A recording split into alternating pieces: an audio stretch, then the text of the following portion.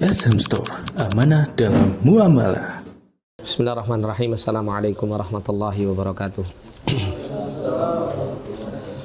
Alhamdulillahi ala ihsani wa syukrunnahu ala taufiqihi wa amtinani. Asyhadu an la ilaha illallah wahdahu la syarika la ta'ziman li sya'nih. Wa asyhadu anna Muhammadan abduhu wa rasuluhu da'iyan ila radwani. Allahumma salli alaihi wa ala alihi wa sahbihi wa ikhwani.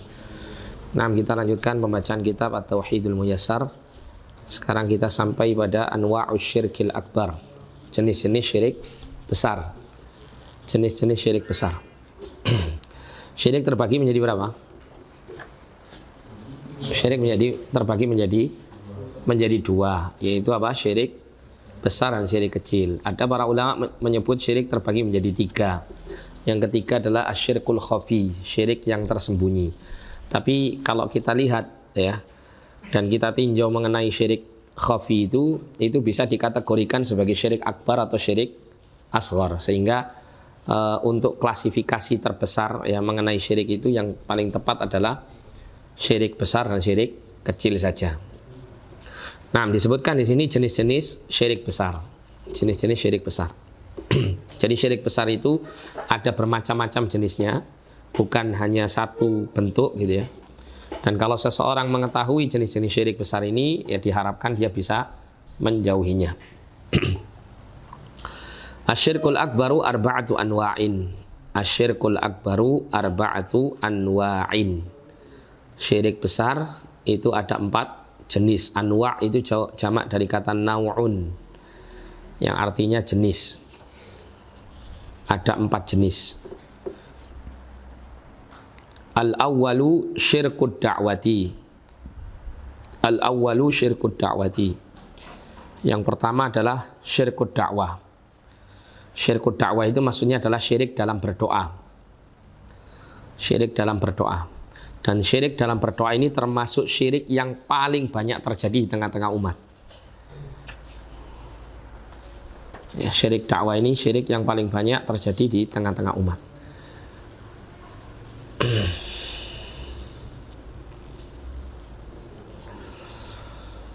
Ad-dalilu qaulu ta'ala, dalilnya adalah firman Allah Ta'ala surat Al-Ankabut ayat 65.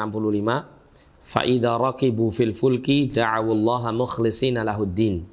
Maka ketika mereka mengendarai kapal di lautan, maka mereka berdoa kepada Allah mukhlishina lahuddin, dengan mengikhlaskan bagi Allah agama ini. Ya, maksudnya dengan ikhlas, dengan tidak menyekutukan Allah dalam berdoa. Ya, mereka orang-orang musyrik berdoa tulus betul, ya murni betul hanya kepada Allah, tidak menyebut berhala-berhala atau tuhan-tuhan yang mereka sembah selain Allah dalam doanya, ketika dalam kondisi mereka khawatir ya tertimpa mara bahaya di lautan. Falamma najjahum ilal barri, maka ketika Allah menyelamatkan mereka ilal barri, sampai kepada daratan, idahum yusyrikun, tiba-tiba mereka kembali menyekutukannya. Jadi orang-orang musyrik di zaman dahulu, mereka itu melakukan kesyirikan ya fid dharra wala yusyrikullaha fis sarra. Jadi mereka tidak menyekutukan Allah ya. La yusyriku billahi fid dharra walakin yusyriku bihi fis sarra. Jadi orang musyrik itu di masa dahulu mereka menyekutukan Allah di saat genting, di saat tertimpa mara bahaya, dan mereka tidak menyekutukan Allah ya di waktu genting atau mara bahaya, sedangkan di waktu lapang mereka menyekutukan Allah. Ini keadaan orang musyrik di masa dahulu. Kata Syekh Muhammad bin Abdul Wahab rahimahullah dalam kitab Al-Qawaidul Arba', beliau menyebutkan ya syiriknya orang di masa sekarang itu asyaddu minasyirki ya fi zamanil jahili. Jadi kesyirikan di masa sekarang itu lebih berbahaya atau lebih besar gitu ya, lebih buruk daripada apa? Syirik di masa dahulu. Kalau syirik di masa jahiliyah, orang-orang musyrik itu mereka menyekutukan Allah dalam kondisi lapang saja. Tapi kalau dalam kondisi sempit, mereka berdoa hanya kepada Allah. Ya, dalam kondisi sempit mereka yakin ya, bahwa Allah itu satu-satunya Tuhan yang mampu menyelamatkan mereka. Tidak ada yang lain atau perantara-perantara lain yang bisa diharapkan untuk bisa menolong mereka. Tapi ketika mereka dalam kondisi lapang, baru mereka menyekutukan Allah. Ini menunjukkan bahwa pada hakikatnya mereka mengenal Allah Subhanahu wa ta'ala, ya, mengenal bagaimana kekuasaan Allah Subhanahu wa ta'ala. Oleh karena itulah mereka tidak menyekutukan Allah dalam hal rububiyah. Di sini menunjukkan bagaimana orang musyrik zaman dahulu tidak menyekutukan Allah dalam hal rububiyah. Kenapa? Karena mereka yakin dikala mereka dalam kondisi sempit, dalam kondisi menghadapi mara bahaya, tidak ada satupun Tuhan yang bisa menyelamatkan mereka selain Allah. Ya. Sehingga mereka kemudian beribadah kepada Allah atau berdoa kepada Allah secara tulus, ikhlas, murni, hanya memohon kepadanya Subhanahu wa ta'ala, tidak menyekutukan dengan sesuatu yang lain. Tapi ketika mereka dalam kondisi lapang, mereka mengikuti hawa nafsu mereka. Maka mereka menyekutukan Allah bukan didasari dengan keyakinan mereka terhadap Tuhan-Tuhan yang disembah selain Allah, yang mampu memberikan, yang tidak mampu memberikan manfaat kepada mereka atau mudarat kepada mereka. Itu mereka tidak meyakini seperti itu. Oleh karena itu ketika mereka ditegur, ya, bahwa Tuhan-Tuhan yang mereka sembah selain Allah itu tidak sanggup, tidak mampu memberikan kemanfaatan apapun atau kemudaratan apapun untuk kalian, maka mereka ngeles. Mereka cari alasan yang lain. Mereka mengatakan ma na'buduhum illa liyuqarribuna ilallahi sulfa. Kami tidak menyembah mereka, tidak berdoa melalui mereka, kecuali agar mereka mendekatkan diri kami kepada Allah dengan sedekat-dekatnya. Ya, mereka hanya wasilah bagi kami. Nah, gitu. Kenapa? Karena mereka meyakini rububiyah Allah SWT. Mereka meyakini kelemahan Tuhan-Tuhan yang mereka sembah selain Allah. Ini hakikat orang musyrik jahiliyah dulu, orang musyrik di masa dahulu. Kondisi kesyirikannya sebetulnya itu lebih mending daripada kondisi kesyirikan di masa sekarang. Kata Syekh Muhammad bin Abdul Wahab demikian. Kalau orang musyrik di masa sekarang, ya, syirkuhum fir rakha'i wa fi syiddah. Kesyirikan mereka itu terjadi dalam kondisi lapang maupun dalam kondisi genting. Itu kesyirikan yang dilakukan mereka. Ya, jadi ketika mereka dalam kondisi lapang, mereka menyekutukan Allah. Ya, mereka senang dengan mengagungkan kuburan orang-orang soleh. Mereka senang untuk melakukan pendekatan diri kepada orang-orang soleh ini dalam rangka mengagungkan mereka. Dalam kondisi sempit, mereka pun juga menyebut-nyebut nama orang-orang soleh ini, ya, menyebut nama-nama mereka dengan tujuan agar supaya mereka memberikan keberkahannya, memberikan karomahnya, nah kan gitu, ya, untuk menyelamatkan kondisi mereka yang dalam keadaan genting. Ya. Nah, ini perbedaan antara musyrik zaman dahulu dan musyrik zaman sekarang. Ya. Kata Syekh Muhammad, asyaddu, ya, jadi lebih berbahaya, ya, asyaddu khataran, ya, min syirkihim, ya, min syirki fil jahiliyah. Nah, ini jenis pertama, ya, syirkud dakwah. Dan syirkud dakwah ini merupakan syirik yang paling banyak terjadi di tengah-tengah umat. Dimulai dari syiriknya orang-orang di masa Nabi Nuh alaihissalam, yaitu syirkud dakwah. Ya, mereka menyembah berhala dengan berdoa memohon kepada berhala-berhala yang menjadi simbol, replika orang-orang soleh yang pernah hidup sebagai nenek moyang mereka dulu. Ya, untuk mengagungkan nenek moyang mereka, maka mereka menyembah patung-patung yang menjadi simbol-simbol. Atau mungkin bahasa kita, kalau kita pernah belajar sejarah itu istilahnya ada namanya obelix, tugu-tugu itu, ya. Itu salah satu bagian daripada pengagungan terhadap nenek moyang. Ya. Kalau keyakinan orang-orang Jepang atau orang-orang Cina yang pernah saya lihat itu kan ada altar yang kemudian di situ ada abunya orang yang meninggal, terus ada tulisan, ya, kayu itu tulisan nama-nama kakek-kakeknya dulu gitu, ya.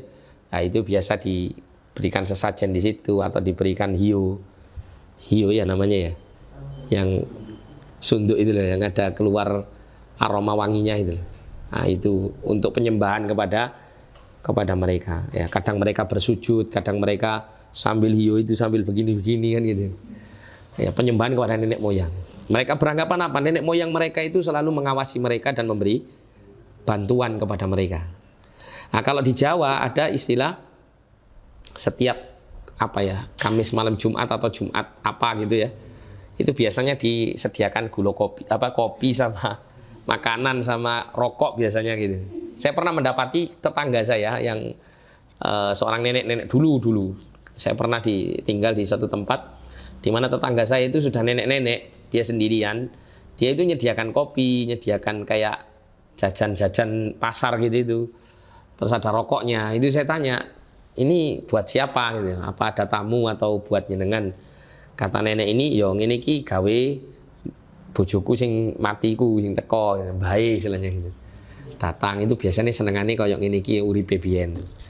Nah, itu tujuannya untuk menyediakan seperti itu, katanya demikian. Ya. Nah, ini keyakinan-keyakinan seperti ini masih ada, ya. Masih ada di tengah masyarakat. Nah, itu biasa mereka berdoa minta kepada nenek moyang leluhur-leluhur mereka, ya, perlindungan, meminta ya pertolongan dan seterusnya. Ini termasuk bagian dari syirkul dakwah.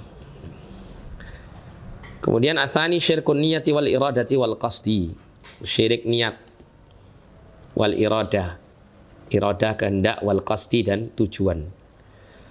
Jadi seseorang itu beribadah kepada Allah yang harusnya niatnya ikhlas, itu niatnya untuk yang lain. Dia niat untuk yang lain. Dan ini syirkun niyah ini dari start awal ya, dari start awal orang itu beribadah itu niatnya bukan lillahi ta'ala, tapi menginginkan dunia atau semacamnya dari ibadahnya tersebut.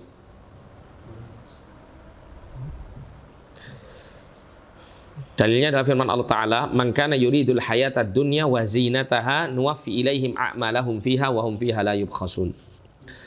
Ya, barang siapa yang menginginkan kehidupan dunia wa zinataha dan perhiasannya, nuwaffi ilaihim a'malahum fiha, ya, kami penuhi kepada mereka itu ya dengan amal-amal mereka di dalamnya, wa hum fi, di dalam kehidupan dunia ini, wa hum fiha la yubkhasun, dan mereka tidak dirugikan. Ya, jadi orang-orang yang berdoa atau beribadah dengan tujuan kehidupan dunia. Misalnya dia sholat, apa tujuan kamu sholat? Supaya ya saya jadi orang kaya. Apa kamu niat bersedekah agar supaya saya jadi orang sukses misalnya gitu ya. Nah, maka niat yang seperti ini termasuk bagian daripada kesyirikan yang seharusnya diniatkan mengharap wajah Allah, mengharapkan keridhaan Allah Subhanahu wa taala. Ya, kemudian diniatkan untuk yang lainnya, diniatkan untuk kehidupan dunia. Maka Allah mengatakan di sini, ya, kami akan memenuhi melalui amal-amal kebaikan mereka itu apa yang mereka inginkan dalam kehidupan dunia ini, dan mereka tidak dirugikan. Namun Allah melanjutkan, ulaikal ladzina laisa lahum fil akhirati illan nar. Mereka itu adalah orang-orang yang tidak mendapatkan di akhirat kecuali neraka. Wa habita ma sana'u fiha, dan akan terhapus semua kebaikan-kebaikan yang telah mereka kerjakan di dunia. Wa batilum ma kanu ya'malun, dan ya batallah apa yang telah mereka kerjakan dari amal kebaikan tersebut. Jadi amal soleh yang diperuntukkan hanya untuk dunia saja gitu ya, maka dia akan mendapatkan kerugian. Seperti juga orang misalnya ya bersedekah dalam rangka supaya ingin jadi lurah misalnya, sukses, pengen ya dipilih oleh masyarakatnya sebagai lurah. Ada serangan fajar istilahnya mereka. Ya, ketika akan coblosan itu bagi-bagi duit misalnya. Tujuannya apa? Tujuannya hanya semata-mata pengen jadi lurah. Nah, ini nilainya tidak ada di sisi Allah. Bahkan harta yang dia keluarkan itu termasuk dari ibadah yang bernilai syirik dari sisi apa, niat dan tujuannya yang bukan karena Allah Subhanahu wa taala. Termasuk saya pernah ya dengar dulu di beberapa tahun yang lalu itu ada seorang yang mencalonkan diri ya menjadi wakil rakyat, yang di dapilnya dia itu diharapkan dia mendapatkan suara yang maksimal di situ untuk menang, ya, maka dia pun bangun masjid di situ, ya, bangun masjid di situ. Tapi ya, dikala masjid belum jadi, terus ternyata hasil pemilihannya dia kalah di daerah tersebut, maka dia meminta kepada timnya untuk bukan narik, disuruh untuk bongkar masjidnya. Jadi di tengah-tengah bangun itu disuruh bongkar, ya, karena kecewa. Nah itu jelas menunjukkan bahwa niat tujuannya adalah untuk dunia. Jadi kalau orang itu beribadah yang seharusnya untuk akhirat, untuk mengharap keridhaan Allah, tapi diarahkan kepada niat untuk mendapatkan dunia, start dari awal niatnya demikian, maka itu sudah termasuk bagian daripada syirkun niyah. Nah bedanya dengan riya itu bagaimana? Kalau riya itu awal start niatnya itu lillahi ta'ala, tapi di tengah-tengah perjalanan ibadahnya itu mulai terkontaminasi dengan niat riya, ya. Dan niat yang dilakukan oleh orang yang menyekutukan Allah dalam hal ini itu biasanya menimpa jelas orang kafir atau yang benar-benar cenderungnya kepada apa? Kepada dunia, sehingga mereka ini termasuk golongan hamba-hamba Allah yang dicela oleh Rasulullah SAW dalam sebuah hadis, ta'isa abdud dinar, itu ya, ta'isa abdud dirham dan seterusnya. Ya, celaka bagi hamba dinar, hamba dirham, ya, hamba pakaian dan seterusnya, itu yang dikatakan demikian, ya, karena mereka tidak melakukan amal apapun dari kebaikan-kebaikan kecuali dengan niat untuk meraih dunia saja. Ya, tidak ada satupun amal kebaikannya yang diniatkan untuk mendapatkan akhirat. Ya, termasuk juga apa yang dilakukan orang-orang munafikin. Ya, mereka melakukan kesyirikan dengan bentuk seperti ini. Kenapa? Karena start awal mereka beribadah itu sama sekali tidak ada didasari oleh keimanan sama sekali, tapi didasari oleh ya ingin dilihat orang atau ingin dianggap mereka sebagai ya kelompok kaum muslimin, hanya takut karena manusia, gitu ya. Tidak ada niat sama sekali untuk menggapai ridha Allah Subhanahu wa taala. Kemudian yang ketiga syirkut ta'ati, syirik taat. Wa dalilu qaulu ta'ala, dalilnya firman Allah taala surat At-Taubah 31, ittakhadhu ahbarahum wa ruhbanahum arbaba min dunillah wal masih ibn maryam wa ma umiru illa liya'budu ilahan wahida la ilaha illa huwa subhanahu amma yusyrikun. Mereka menjadikan ahbar itu ahli ilmu, ya. Jadi ahbar itu jamak untuk kata hibrah, ya, yaitu ahli ilmu, seorang alim. Ahbar. Wa ruhban, ya, ruhban itu rohib, ya, rohib itu ahli ibadah. Mereka menjadikan ahli ilmu mereka dan ahli ibadah mereka arbaba min dunillah, rob selain Allah Ta'ala. Wal masih ibn maryam, demikian pula mereka mengangkat al masih ibn maryam sebagai Tuhan. Wa ma umiru illa liya'budu ilahan wahida, dan tidaklah mereka diperintahkan kecuali agar beribadah kepada Tuhan yang satu, yaitu Allah SWT. La ilaha illa huwa, tidak ada ilah yang berhak disembah dengan sebenarnya selain Dia, subhanahu amma yusyrikun, maha suci Dia dari apa yang mereka sekutukan. Jadi disebutkan di sini mereka menjadikan ahbar dan rohban mereka sebagai arbab, sebagai rob dari selain Allah. Kenapa tidak dikatakan alihatan, gitu ya, sesembahan selain Allah? Kok disebut arbaban?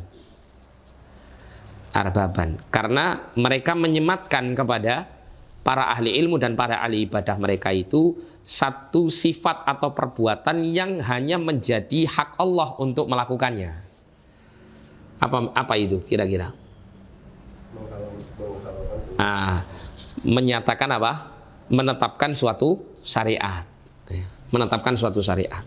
Nah, sedangkan menetapkan suatu syariat itu murni mutlak apa? Haknya Allah SWT.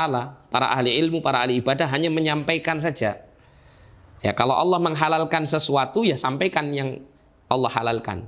Ya, tidak mengubah-ubah syariat Allah, dari yang halal jadi haram, dari yang haram jadi halal, begitu. Ini dengan kesengajaan, ya, bukan dengan karena sebab ijtihad atau semacamnya, bukan, tapi dengan sebab kesengajaan. Ya, sengaja dia mengetahui bahwa ini yang halal, tapi dia mengatakan ini yang haram. Ini haram, dia katakan ini halal. Ya, karena itu disebutkan di sini wa tafsiruhal ladzi la iskala fihi. Wa tafsiruhal ladzi la iskala fihi. Dan tafsirnya, tafsir ayat ini yang tidak ada iskal, tidak ada kesulitan ya, atau sesuatu yang menjadi masalah di dalamnya, adalah ta'atul ulama'i wal ubadi fil ma'siyah. Jadi maksud daripada menjadikan ahli ilmu dan para ubad itu sebagai Tuhan selain Allah, itu adalah ketika ya ketaatan kepada para ulama dan para ubad ini di dalam kemaksiatan kepada Allah.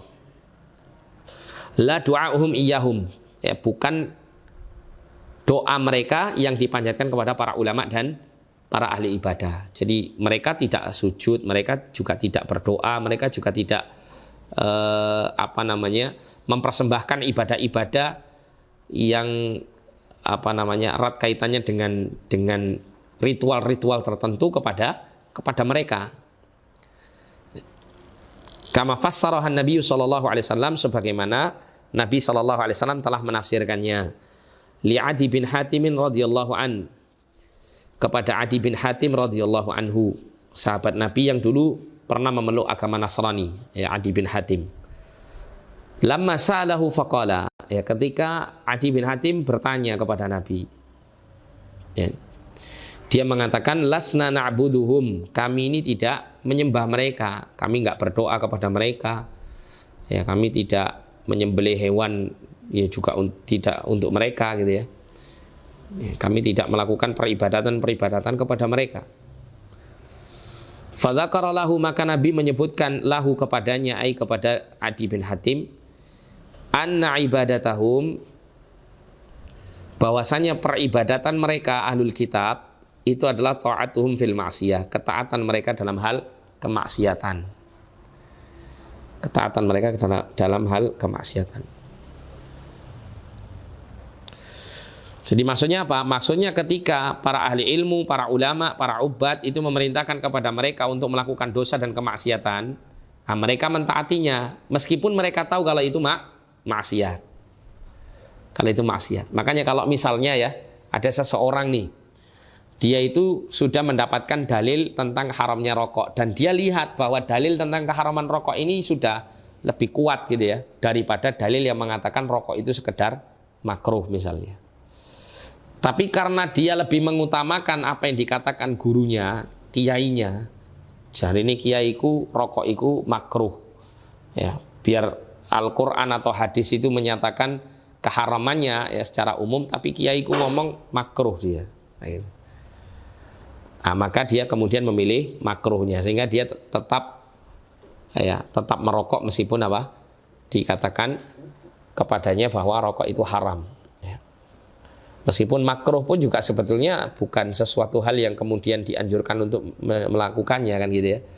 Kalau kita dapati di tengah-tengah mereka orang-orang yang ahli hisab ini, itu kita dapati tokoh-tokoh mereka itu mengatakan makruh, kan gitu ya. Merokok itu makruh. Tapi kenyataannya di lapangan gitu ya, mereka itu sepertinya menganjurkan merokok itu. Ya. Bahkan saya menemui ada satu kitab itu khusus tentang risalah tentang tembakau yang ditulis oleh salah seorang tokoh yang mereka ulamakan ya, dalam bahasa Arab. Saya punya di rumah ya, buku tentang hukum tentang tembakau itu, yang mana mereka beranggapan bahwa tembakau itu tergantung penggunanya. Jadi merokok itu tergantung siapa yang merokok.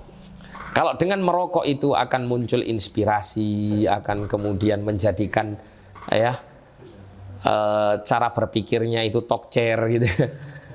Ya, bikin pinter, bikin macam-macam, rileks, nah itu. Nah, itu nggak apa-apa itu, bahkan bisa jadi dianjurkan merokok itu. Nah, gitu. Tapi kalau berbahaya bagi tubuhnya, dia merokok terus batuk-batuk, terus sesak nafas, nah itu haram, makruh atau haram hukumnya. Jadi tergantung siapa yang menggunakan. Padahal sepakat ya, semua dokter itu yang mengerti tentang kesehatan, semua sepakat bahwa rokok itu mudarat. Ya. Jadi di tempat bungkusnya rokok itu, kalau dulu kan merokok dapat ya menyebabkan impotensi, kemudian keguguran, kemudian kanker dan penyakit jantung kan gitu ya, di antara penyakit yang disebutkan itu. Kalau sekarang enggak, lebih ringkas lagi kalimatnya. Merokok membunuhmu kan begitu. Harusnya dengan mengatakan merokok membunuhmu atau tulisan merokok membunuhmu itu sudah ya menunjukkan bahwa rokok itu racun, bukan apa? Bukan sesuatu yang diperlukan oleh tubuh. Dia racun. Nah, kalau sudah racun, kalau orang mengkonsumsi racun, mau dia sehat, mau dia sakit, yang namanya racun dimasukkan ke dalam tubuh ya haram hukumnya kan begitu. Ya. Ada benar, saya pernah baca itu ya, perdebatan antara seorang ikhwan yang mungkin saking semangatnya gitu ya, tapi belum memiliki penguasaan ilmu yang cukup. Jadi yang lucu itu di perdebatan itu disampaikan begini. Kalau memang merokok itu haram, itu haramnya tidak untuk semua orang. Haramnya itu hanya untuk orang yang kalau merokok dia bisa sakit karena rokok. Salah satu contohnya, kalau Anda mengharamkan rokok, maka Anda harus berkonsekuensi mengharamkan gula. Karena gula itu kalau dikonsumsi lambat laun juga akan membahayakan bagi tubuh. Demikian rokok itu sekali dua kali, sebagian orang bahkan mungkin mayoritas orang kalau merokok 1 hari 2 hari merokok tidak akan bisa bikin sakit seperti halnya mengkonsumsi gula. Tapi kalau terus menerus bisa sakit. Berarti kan merokok sama dengan mengkonsumsi gula. Harusnya mengharamkan gula juga. Antum kalau misalnya dikasih syubhat begitu gimana jawabnya? Mas Edi gimana jawabnya? Nganu. Jadi di Facebook itu saya baca sampai senyum-senyum sendiri. Oh, pinter juga ini si Ali Hisab ini gitu ya. Ya. Jadi ikhwan kita ini jawabnya nggak jelas gitu. Akhirnya nggak jelas. Wah, bukankah dalam dalil itu ayat Al-Qur'an wala tulqu biaidikum ila tahluka, jangan kamu menjerumuskan diri dalam kebinasaan. Kata si Ali Hisab ini bilang, "Loh, saya merokok sekali 2 kali atau beberapa tahun saya merokok ini enggak apa-apa kok, saya nggak sakit juga." Ya, saya nggak sakit. Saya nggak apa-apa gitu. Kalau memang diharamkan rokok, ya haramkan juga gula. Gula itu juga berbahaya ya, kalau dikonsumsi terus-menerus. Ya. Nah, maka jawabannya ya kita bilang kalau gula itu bukan racun, kalau rokok itu racun. Gitu loh. Racun itu mau baik yang mengkonsumsi itu dia tidak sakit atau dia sakit, yang namanya racun tetap racun, haram hukumnya. Gitu. Secara zatnya sudah haram. Kalau gula kan bukan racun. Bahkan gula diperlukan oleh tubuh. Lah kalau rokok apa diperlukan oleh paru-paru kita? Enggak. Kan jadi racun dia, meskipun mungkin sebagian orang berefek racunnya itu berbeda-beda. Tergantung kondisi masing-masing tubuh seseorang. Kalau gula, sejak awal gula tidak racun.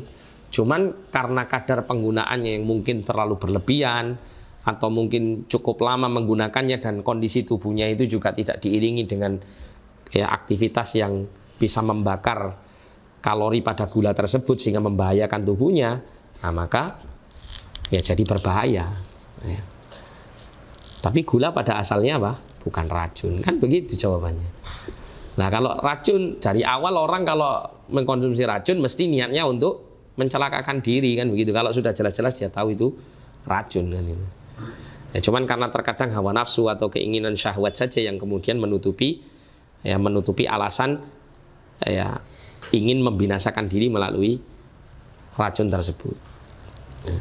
Yang benar kalau rokok diharamkan, narkoba itu juga diharamkan, nah kan begitu kan? Setara, karena racun dengan racun kan begitu. Meskipun orang yang mengkonsumsi narkoba belum tentu sekali 2 kali dia mengkonsumsi itu bikin sakit, kan begitu. Ya. Nah itu baru bisa disetarakan. Atau merokok ini haram juga mengharamkan minum obat nyamuk misal gitu. Jelas kenapa, sama-sama racunnya nah gitu. Tapi kalau dianalogikan dengan gula ya enggak nyambung gitu loh. Enggak nyambung. Kenapa? Karena gula tidak racun, dia diperlukan dalam tubuh dalam kadar yang sesuai. Nah, jadi begitu ya, perlunya kita ini juga rotok cerdas itu ya untuk jawab orang-orang yang begitu itu pakai logika yang nggak tepat gitu loh. Nah, Nah, jadi di sini Adi bin Hatim itu ketika mendapati ayat ini langsung mengatakan kami tidak pernah menyembah mereka. Maka Rasulullah menyebutkan bahwa peribadatan mereka itu mentaati mereka dalam hal maksiat. Kata Nabi, bukankah kalau mereka menghalalkan apa yang diharamkan oleh Allah, kalian ikut menghalalkannya? Kata Adi bin Hatim, benar ya Rasulullah. Bukankah kalau mereka mengharamkan apa yang dihalalkan oleh Allah SWT, kalian juga ikut mengharamkannya? Kata Nabi, fakadzalika ibadatum. Demikian itulah ibadah mereka kepada tokoh-tokoh agama mereka. Dan ini juga terjadi di tengah-tengah masyarakat kita. Dikala kita menyampaikan yang hak, dalil, ya kemudian ditolak mentah-mentah hanya gara-gara apa? Pendapat kiainya. Cari kiaiku gak ngono ya misalnya. Pernah ya di masa sahabat itu, di masa Ibnu Abbas ya, dalam kitab Tauhid itu diterangkan. Jadi di masa Ibnu Abbas itu pernah menyampaikan tentang kaitannya dengan dalil yang menunjukkan bahwa ibadah haji itu adalah mengenai sebentar mana ya kita Tauhid ini.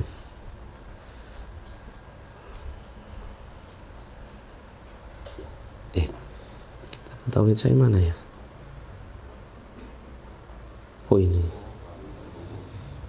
Nah ini sini. Jadi Ibnu Abbas itu pernah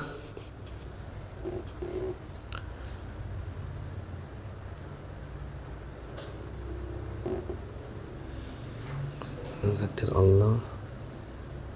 Nah ini setelah ini 38. Nah ini. Jadi Ibnu Abbas ini pernah mengatakan begini, yushiku an ya, tunazzila alaikum hijaratun minas sama. Ya.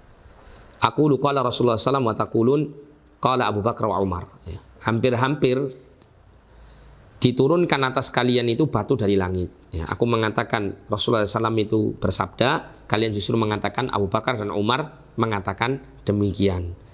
Ya, jadi maksudnya adalah dikala Ibnu Abbas itu menjelaskan tentang kaitannya dengan bolehnya seseorang itu melaksanakan haji dengan tamattu', haji yang disertai dengan umroh dan haji. Nah, sedangkan Abu Bakar dan Umar itu berpendapat kalau bisa orang itu haji itu pakai haji qiron saja.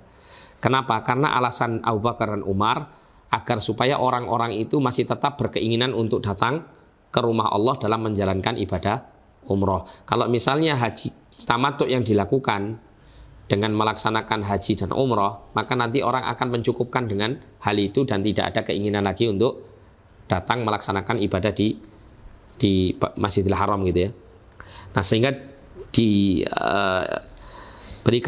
pendapat oleh Abu Bakar dan Umar bahwa yang lebih tepat dalam berhaji itu adalah haji qiron. Namun Ibnu Abbas menyampaikan sabda Nabi SAW tentang perintah Nabi untuk melakukan haji dengan tamattu' ini. Nah, maka ketika itu ditolak dengan mengatakan Abu Bakar dan Umar mengatakan demikian. Ini kita tidak bahas mengenai fikihnya ya, karena memang fikihnya haji qiron pun tidak ada masalah. Tapi yang jadi permasalahan di sini Ibnu Abbas itu tidak suka sikap mereka ketika disampaikan dalil, terus kemudian dalil hadis Nabi itu dibenturkan dengan pendapat sahabat. Seakan-akan dia menolak dalam rangka mengikuti Abu Bakar dan Umar, bukan dalam rangka mengikuti dalil yang lainnya, nah gitu. Bukan dalam rangka mengikuti Rasulullah Sallallahu Alaihi Wasallam. Ya. Nah itu termasuk dari bagian syirkut ta'ah, syirik ketaatan.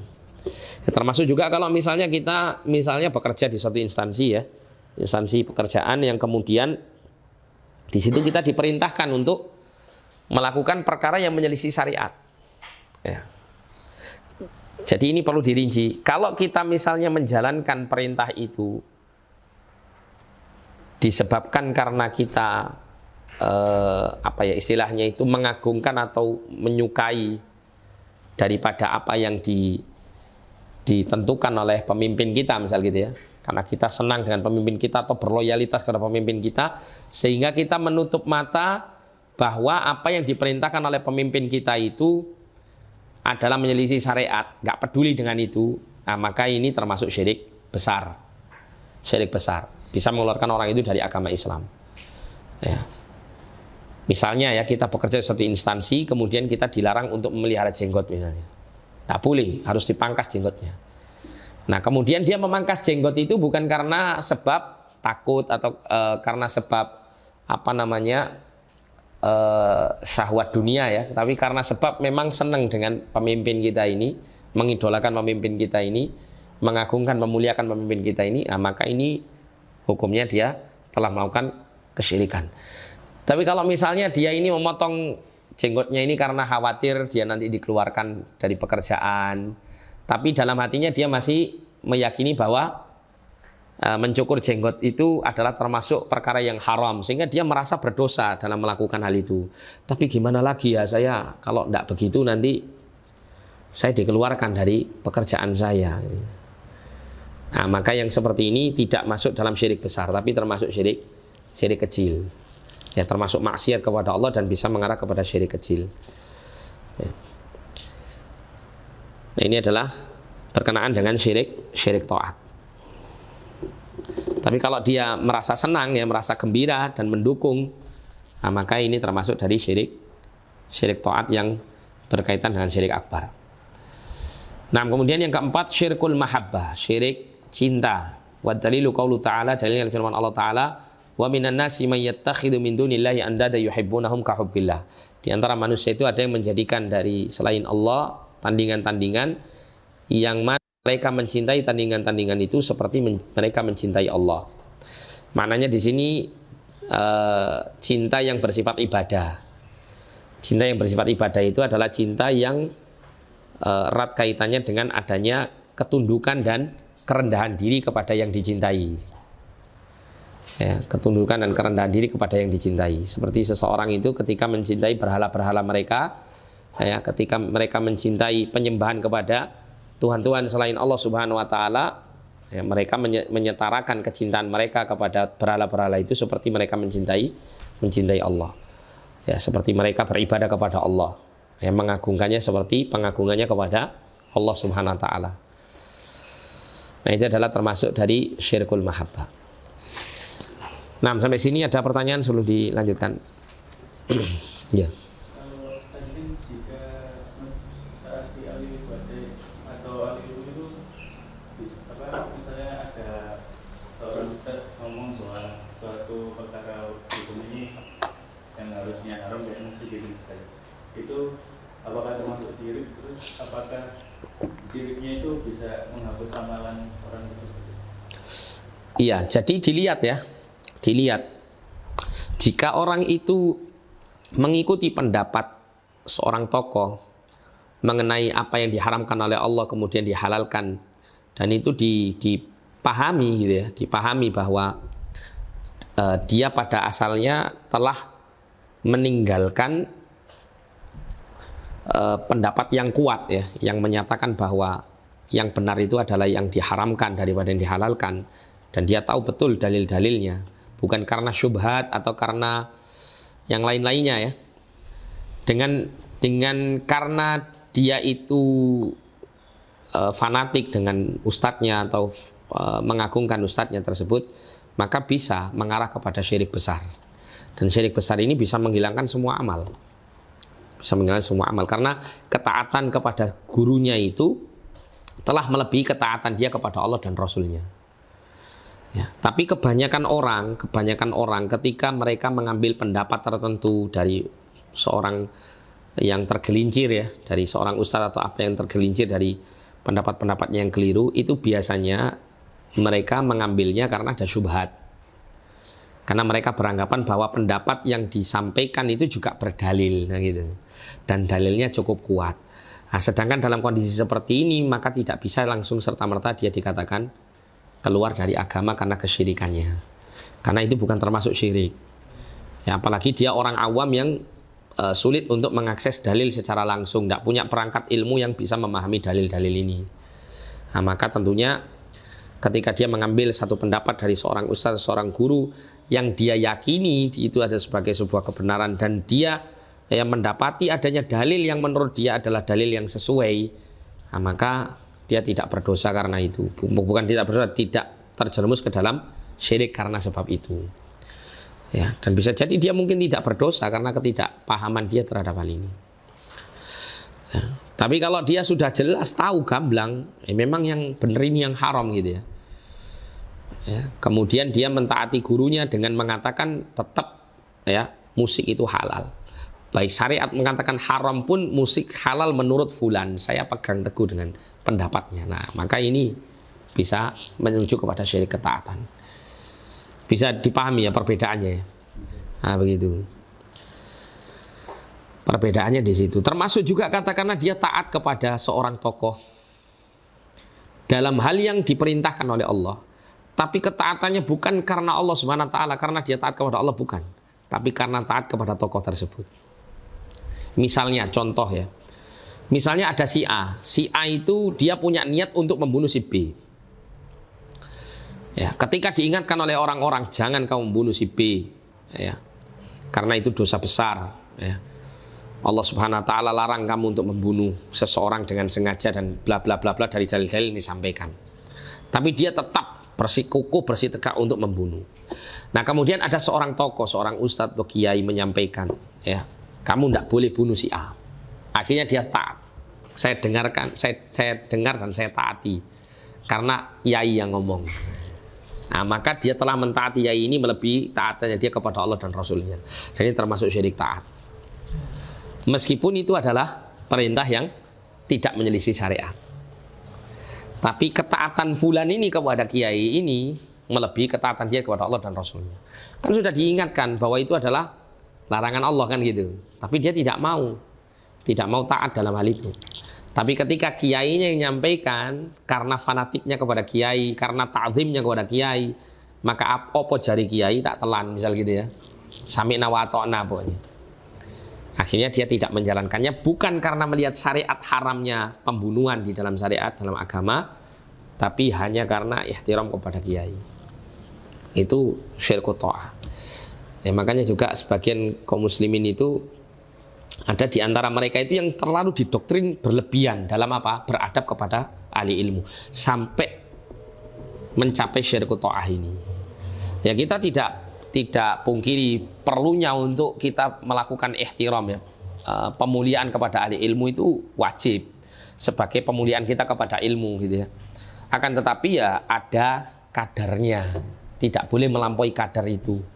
Yang kalau sudah melampaui kadar tersebut maka menunjukkan bagaimana ya ketaatannya itu atau pengagungannya itu bisa melebihi pengagungan dia kepada Allah Subhanahu wa taala. Bisa dipahami ya perbedaannya ya. Nah, ada yang lain, pertanyaan yang lain? Iya.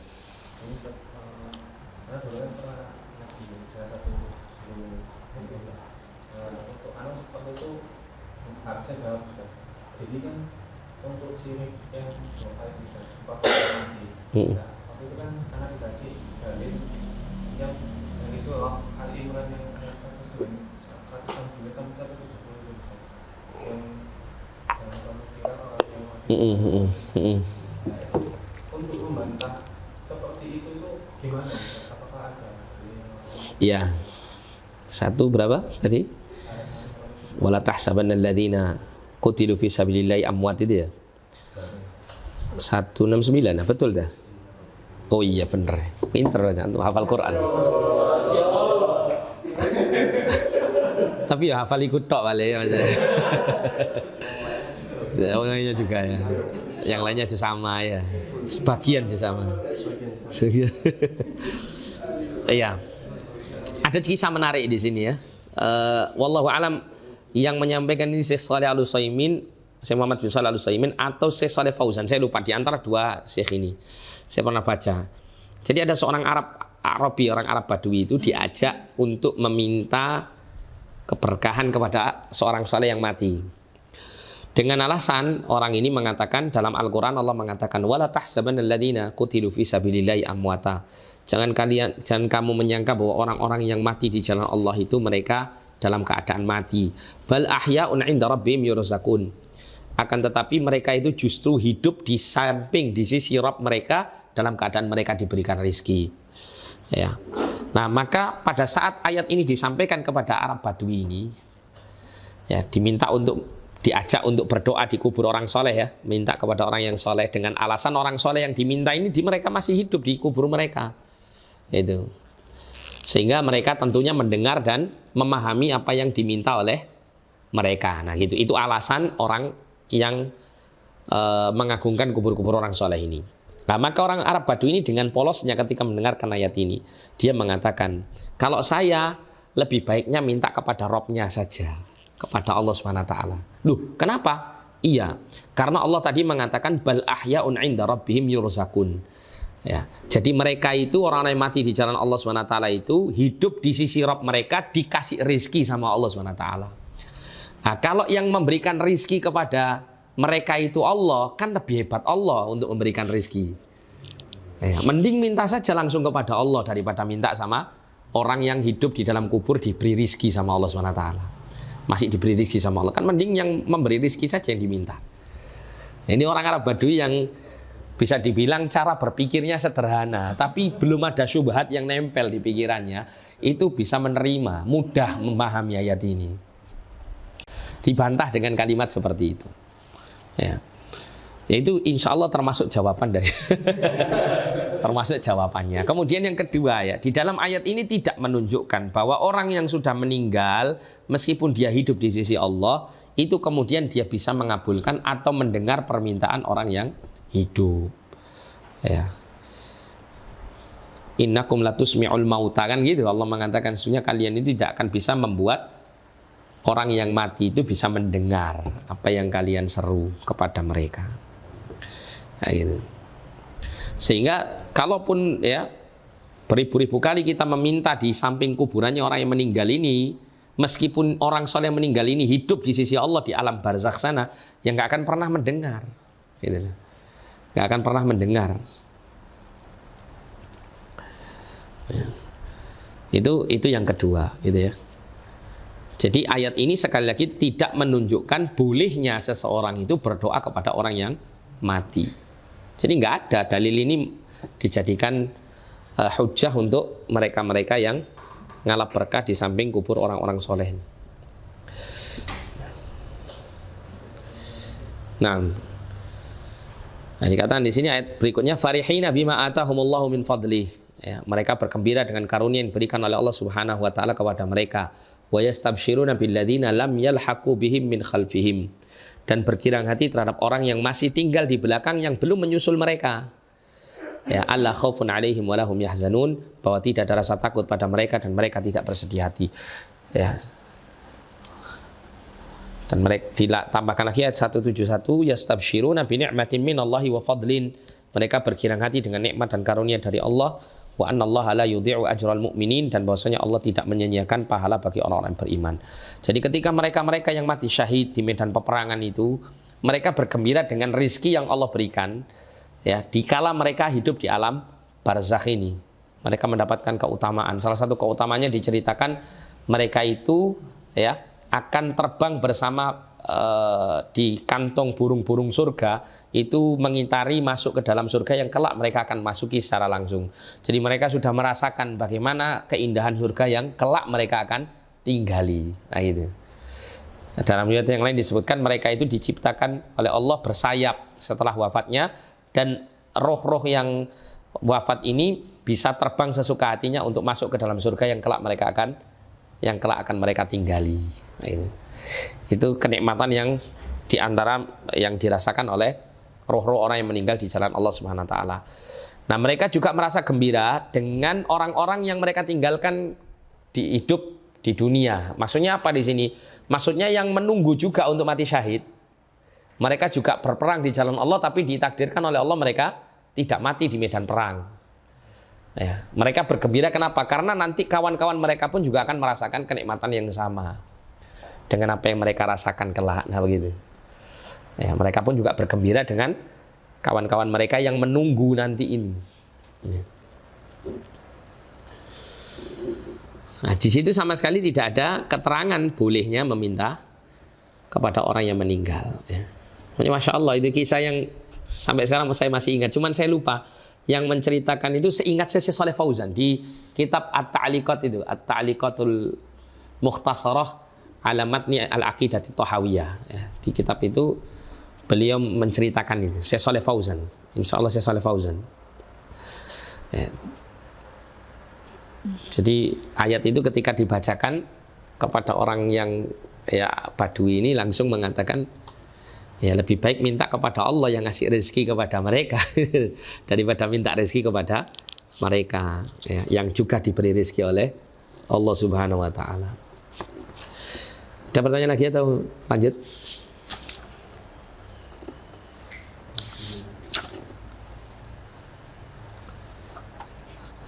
Lanjut ya.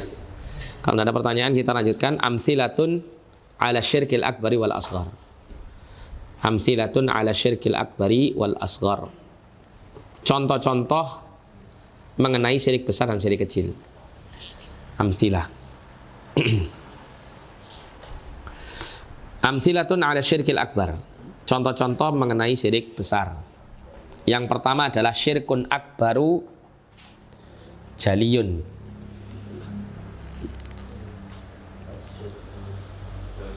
Syirkun akbar jaliyun. Syirik besar yang terang-terangan, yang tampak nyata, yaitu adzabhu li ghairillah, menyembelih untuk selain Allah. Adzabhu li ghairillah, menyembelih untuk selain Allah. Kemudian an-nadzru li ghairillah, bernazar untuk selain Allah. Al-istighatsatu bi ghairillah, meminta dihilangkannya mara bahaya kepada selain Allah. Istighatsah itu jika mara bahaya sudah turun, kemudian orang itu meminta kepada Allah agar dicabut mara bahaya itu atau musibah tersebut, itu namanya istighatsah. Kalau sebelum mara bahaya itu turun, itu namanya isti'adzah, minta perlindungan kepada Allah ya. Itu perbedaan antara isti'adzah dengan istighatsah. Beristighatsah kepada selain Allah. Semisal ya, seseorang itu ditimpa penyakit, dia kemudian minta kepada wali misalnya, ya wali fulan ya, sembuhkan aku dari sakit misalnya. Nah itu termasuk bentuk syirik kepada Allah yang sifatnya jali, terang-terangan, nyata ya, dilakukan ya, dan dipahami oleh orang yang melihat atau mendengarnya sebagai sebuah bentuk kesyirikan. Ada namanya syirkun akbar khafiyun ya, syirik besar tapi yang tersembunyi, samar-samar, nggak kelihatan. Mithlu syirkil munafiqina wariyaihim. Contoh ya, atau mithlu itu seperti syirkul munafiqina wariyaihim, syiriknya orang-orang munafik dan riaknya mereka. Ini syirik akbar seperti yang saya jelaskan tadi dari syirkun niyah tadi, syirik niat. Orang munafik itu sejak awal start dia melakukan amal itu bukan karena Allah, karena yang lain. Ya, kalau misalnya faktor yang lain yang diinginkan itu tidak ada, mesti dia tidak akan beramal. Ya, seperti orang munafik di masa Rasulullah dulu. Mereka tidak akan sholat kalau tidak ada yang lihat. Ya, karena pada asalnya dia tidak suka melakukan sholat. Makanya kemudian di antara keterangan para ulama, kenapa orang-orang munafik itu berat menjalankan sholat subuh dan sholat isya? Ya, dikarenakan pada saat subuh dan isya di masa Rasul dulu itu gelap, sehingga Rasulullah dan para sahabat tidak bisa niteni, tidak bisa memperhatikan satu-satunya orang yang hadir di sholat berjamaah di waktu tersebut. Sehingga orang-orang munafik merasa aman dengan tidak hadirnya mereka untuk sholat bersama kaum muslimin. Sehingga mereka merasa aman. Ya. Makanya di riwayat yang lain itu Rasul sering menyebut di waktu subuh atau di waktu isya, asalla fulan, apakah fulan sholat? Asyahidun fulan gitu. Apakah fulan ini hadir sholat subuh ini? Apakah fulan hadir di sholat isya ini? Nah gitu. Sering menyebut-nyebut begitu ya, agar supaya dipahami betul bahwa orang-orang yang disebut ternyata tidak hadir itu bisa dikategorikan sebagai orang munafik. Jadi sejak start awal dia beribadah itu niatnya bukan untuk Allah. Nah, itu syirik ya, syirik besar. Dan ini khafi kenapa? Karena tersembunyi, namanya niat di dalam hati, tidak bisa kelihatan.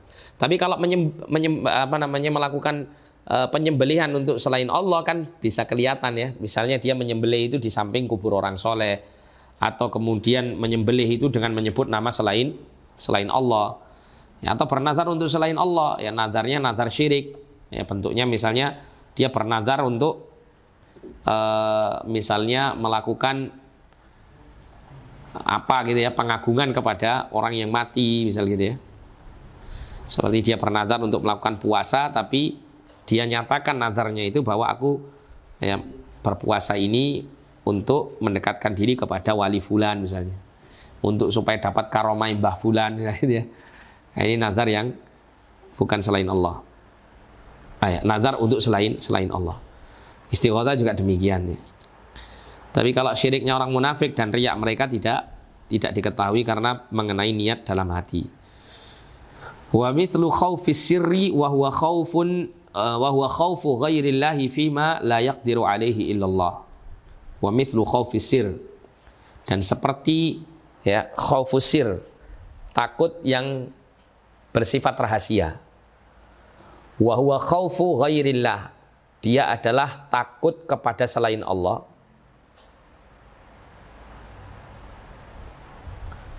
Fima la yaqdiru alaihi illallah, di dalam apa yang sesuatu ya, di dalam sesuatu yang tidak kuasa untuk mengerjakan sesuatu itu kecuali Allah.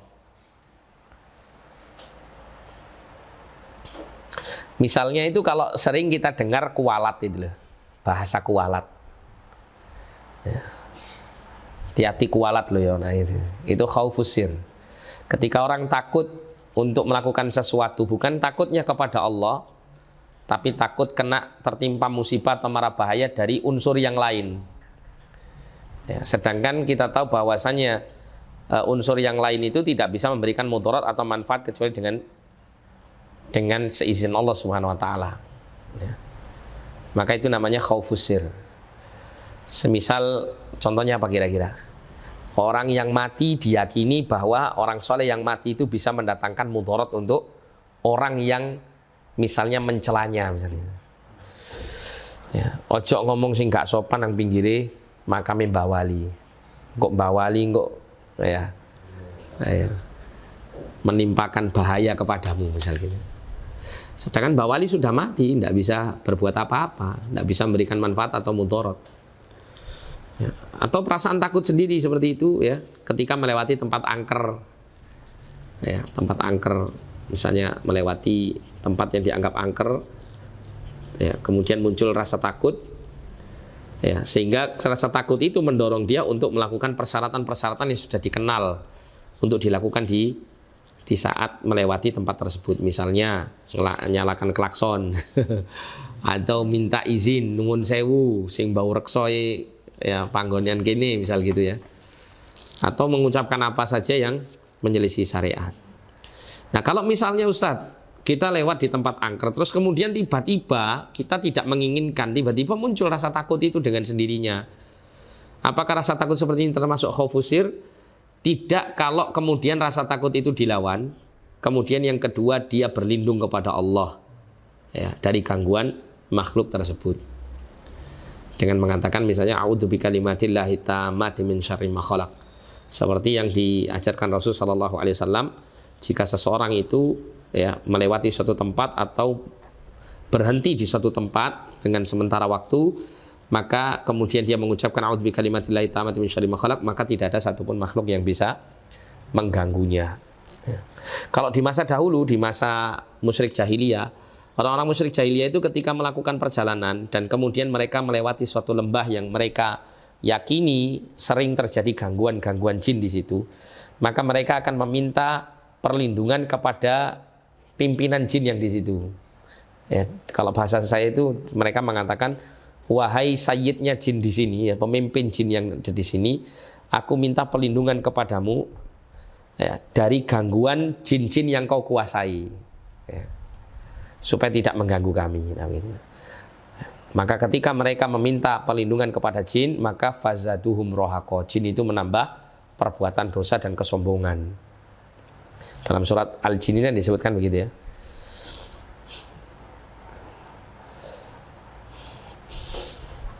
Jadi alternatifnya diganti oleh Nabi SAW apa? Kita mengucapkan ta'awud. Tapi bolehkah kita ini mendatangi tempat-tempat seperti itu? Kalau niatnya itu mendatangi itu adalah niat sengaja gitu ya, bukan karena sesuatu hal sehingga mengharuskan dia untuk melewati tempat itu, maka tidak boleh. Dalilnya mana? Firman Allah SWT, Rabbi a'udzubika min hamazati syayatin wa a'udzubika Rabbi ayyahdurun. Wahai Rabbku, aku berlindung kepadamu min hamazati syayatin, dari gangguan-gangguan syaitan, wa a'udzubika Rabbi ayyahdurun, dan aku berlindung kepadamu wahai Rabbku dari kedatangan mereka. Kalau kita diperintahkan untuk berlindung kepada Allah dari kedatangan setan, maka jelas kita tidak boleh dengan niat untuk menghadiri tempat-tempat angker itu untuk mendatangi mereka. Kan begitu?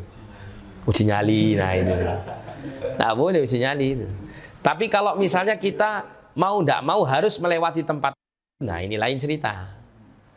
Atau sekarang bikin konten itu ya, bikin konten ada tempat katanya angker, wah didatangi ya. Demi untuk dapat rupiah dari YouTube gitu.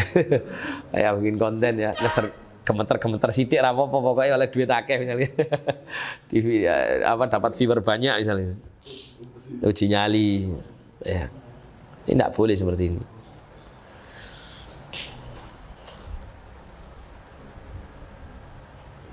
Apakah di salat subuh dan isya itu berat bagi munafik juga berlaku di zaman ini? Iya, berlaku di zaman ini.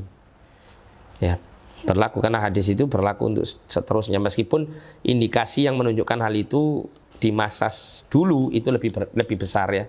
Karena di antara keterangan dari para ulama itu dikarenakan di masa itu gelap gitu ya, sehingga bagi orang munafik itu tidak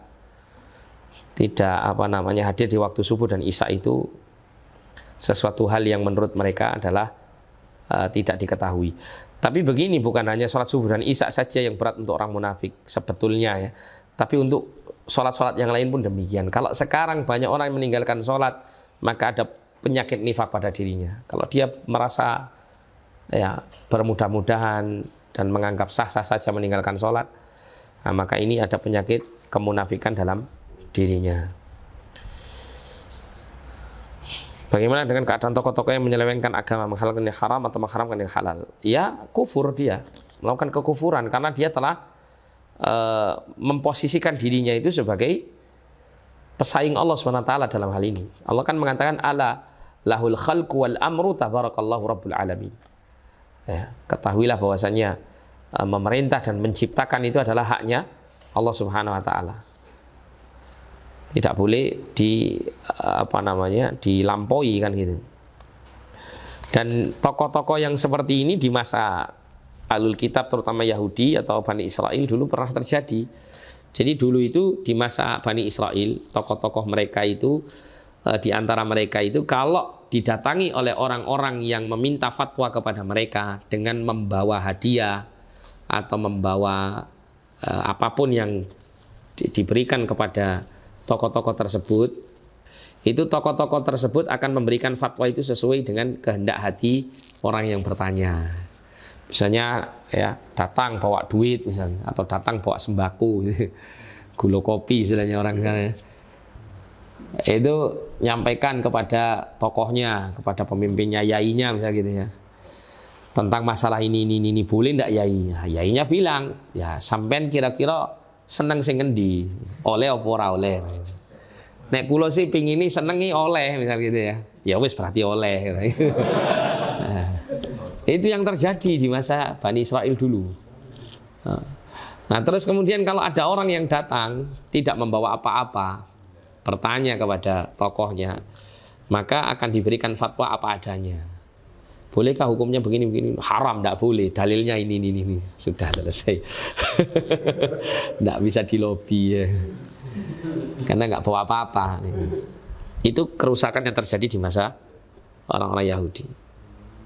Dan sebagaimana kita dapati bahwasanya Nabi pernah mewanti-wanti ya umat Islam itu bahwa kelak di tengah-tengah umat Islam itu ada yang mengikuti jejak langkahnya orang-orang Yahudi dan Nasrani, maka di masa-masa sekarang pun bermunculan orang yang demikian.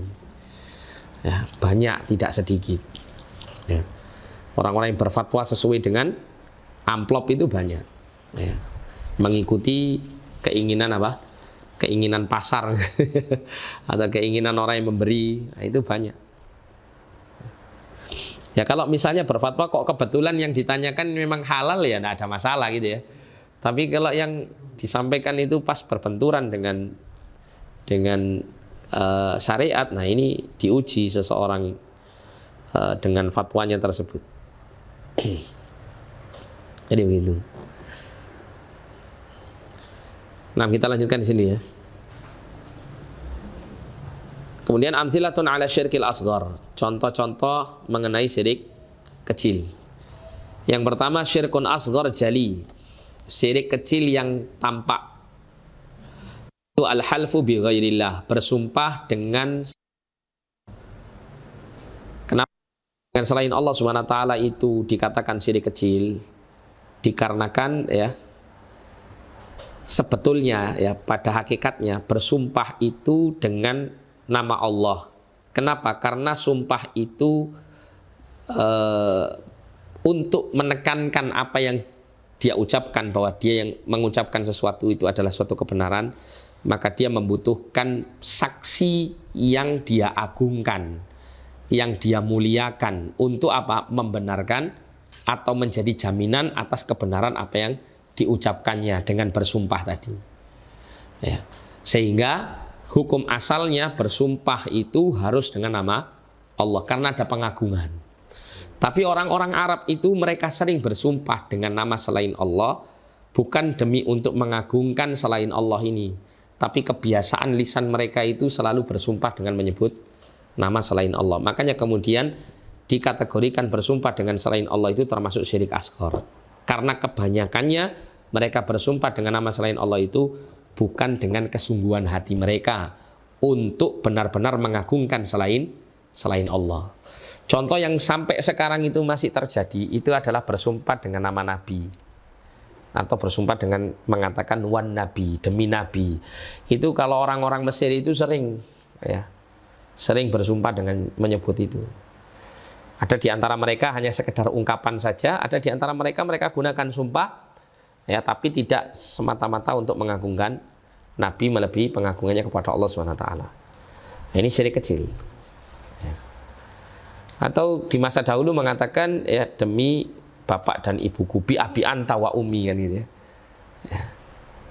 Dengan nama bapakku, ya demi bapakku dan ibuku. Nah, demi bapakku dan ibuku. Nah, itu adalah bentuk sumpah selain Allah. Tapi tidak digunakan untuk apa? Mengagungkan bapak ibu, tidak. Ya.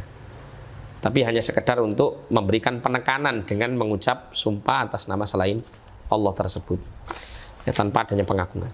Tapi kalau misalnya penyebutan sumpah dengan nama selain Allah itu memang ditujukan untuk mengagungkan Allah, mengagungkan selain Allah, seperti dia mengagungkan Allah SWT dalam sumpahnya, maka ini termasuk syirik besar, ya. Termasuk syirik besar. Kalau misal orang bersumpah atas nama Al-Quran gimana? Aku bersumpah dengan Al-Quranul Karim dan kemuliaannya misalnya. Boleh tidak kira-kira? Bersumpah dengan Al-Quran boleh tidak? Hah? Aku bersumpah dengan kalimat Allah yang mulia. Boleh tidak?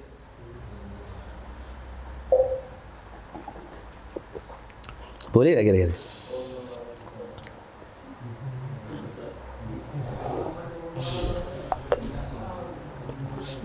Boleh tidak? Boleh, Mas Taufik? Hah? Iya, boleh, tidak apa-apa. Bersumpah atas nama Al-Quran boleh, karena Al-Quran kalamullah. Ya. Sedangkan seseorang yang bersumpah atas sifat-sifat Allah SWT, sama dia bersumpah atas zat Allah SWT. Ya, jadi berbicara tentang sifat itu adalah berbicara tentang zat. Makanya dilarangnya kita ini ketika mendapati ayat-ayat Allah SWT yang mengabarkan tentang sifat-sifatnya gitu ya, untuk kemudian menakwilkannya kepada yang lain, maka apa? Karena kalau kita berbicara tentang sifat, maka kita juga membicarakan tentang zatnya gitu. Sehingga tidak boleh kita takwilkan kepada yang lain, sehingga kalau ditakwilkan berarti kita menolak bagian daripada zat Allah Subhanahu wa taala yang merupakan sifat yang kita takwil tersebut. Jadi boleh, tidak apa-apa.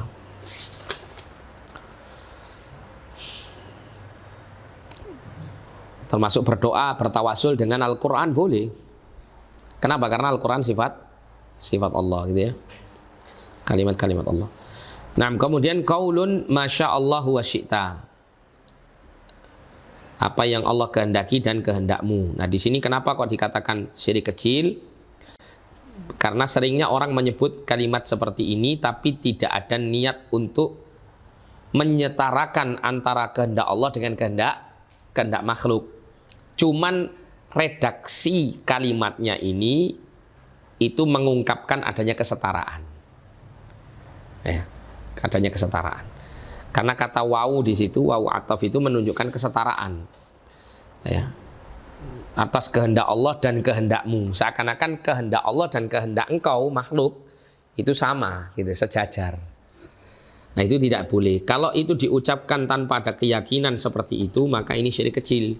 Tapi kalau diyakini kehendak Allah itu memang sejajar, setara dengan kehendak makhluk, nah maka di sini termasuk dari syirik besar. Dan itu jarang sekali ada orang yang punya keyakinan demikian. Mesti seringnya orang mengatakan masya Allah syi'ta itu mesti punya keyakinan bahwa kehendak Allah tidak setara dengan kehendak makhluk. Cuman lafadz yang diucapkan dengan lisannya itu yang tidak sesuai. Makanya dikatakan syirik asghar. Kemudian qaulun laulallah wa fulan. Kalau seandainya tidak karena Allah dan fulan, maka tidak selamat saya. Nah, di sini juga ada penyetaraan antara Allah dengan fulan yang lain, ya. Karena tidak bisa disetarakan antara Allah sebagai pencipta sebab dengan sebabnya. Misal kita selamat, ya, selamat melalui, ya, sebabnya melalui pertolongan orang. Ya. Akan tetapi yang menjadikan orang itu menolong kita dan menjadikan kita selamat dengan sebab pertolongan orang itu siapa? Allah Subhanahu wa taala.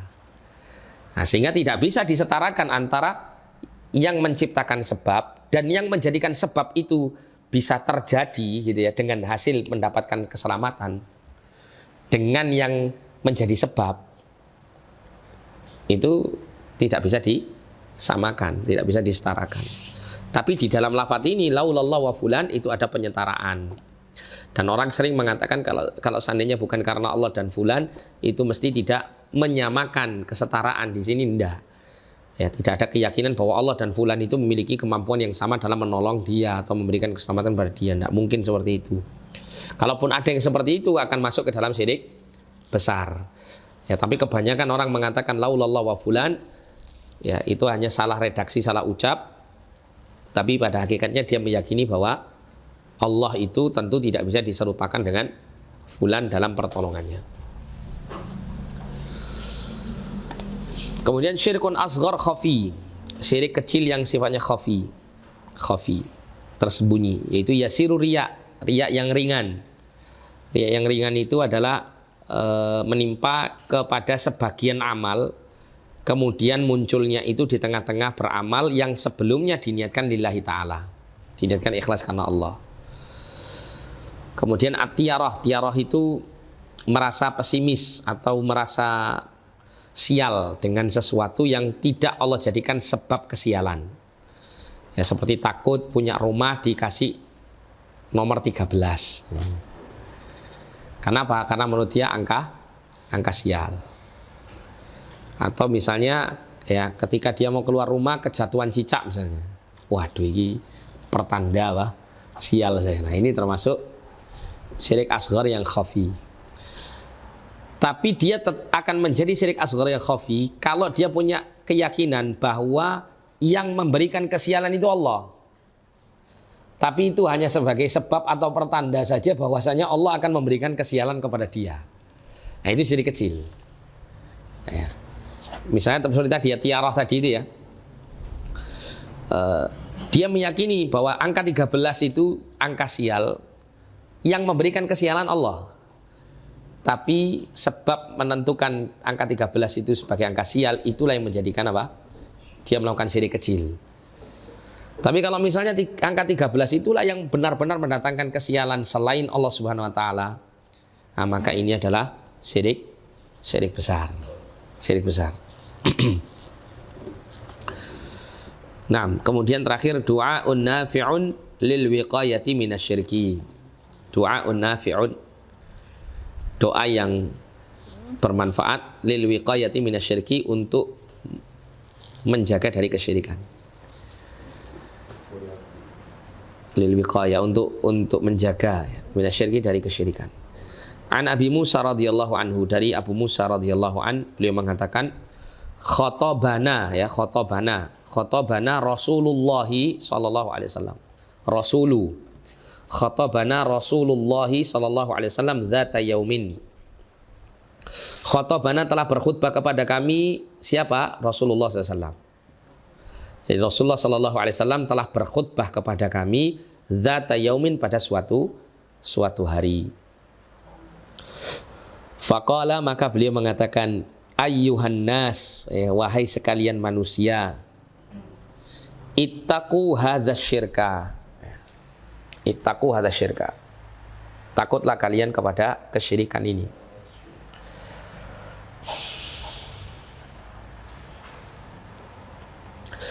Fa innahu akhfa min dabibin namli, karena sesungguhnya dia lebih tersembunyi, lebih samar, min dabibin namli, dari apa?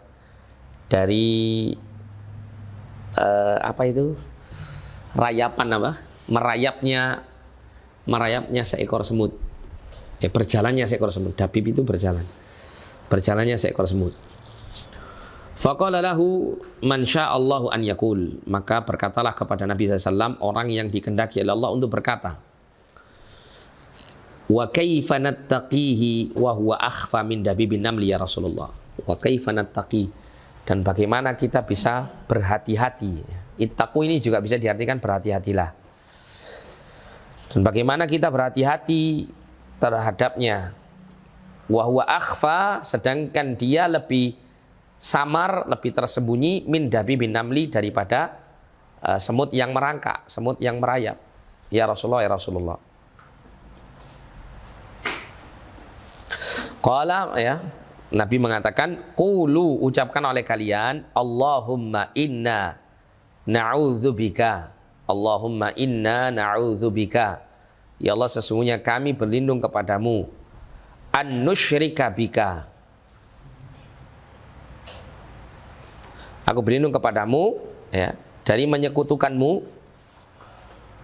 syai'an, dengan sesuatu, na'lamuhu, yang kami ketahui, yang kami mengetahuinya.